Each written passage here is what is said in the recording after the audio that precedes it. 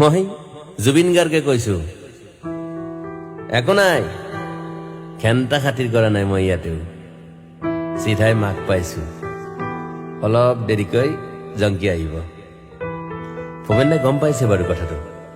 সাগৰত যোৱাটো বেয়া পাইছে তেওঁ আকৌ কৈছো দেই এইকেইদিন অকল অকল মায়াবিনী বাজিব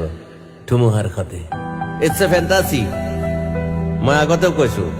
মোৰ কোনো জাতি নাই মোৰ কোনো ধৰ্ম নাই বহুত মানুহ হ'ব কিন্তু বহুত মানুহ মন্ত্ৰীৰ লগতো নাযায় ইমান মানুহ ৰিক্সাৱালা ঠেলাৱালা ভিখাৰী হিলছমেন সকলোকে চাব দিবি মোক পুলিচ কেইটাক কৈছো পাৰিলে ইউনিভাৰ্চিটিৰ ফালে মোক সমাধিস্থ কৰিবি গুৱাহাটীত হ'লে সুবিধা হয় হাতাইখিনি মানুহ পাই থাকিম মাতটোৱে দিব নোৱাৰো বাকী ৰাতিপুৱা হ'লে গান বাজিবই দেখোন ৩৫,০০০ গান ক'ত পাহৰিব পাৰিবি মোক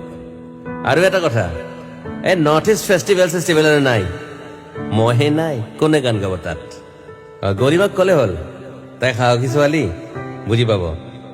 মই মাক পাই যাওঁ বুলি ক'লে হ'ল এতিয়া আৰু চিজাৰৰ দৰৱটো মনত ৰাখিব নালাগে তাই সকাহ পাব অকণমান তাইক হাবিলৈ যাই নোহোৱা হৈ যাম বুলি কৈছিলো সাগৰতে আৰু এটা কথা কিন্তু ছিংগাপুৰ ঠাইখন ভাল কিন্তু ইটছ এ ট্ৰু বাকী কৈ যাম এনেকৈ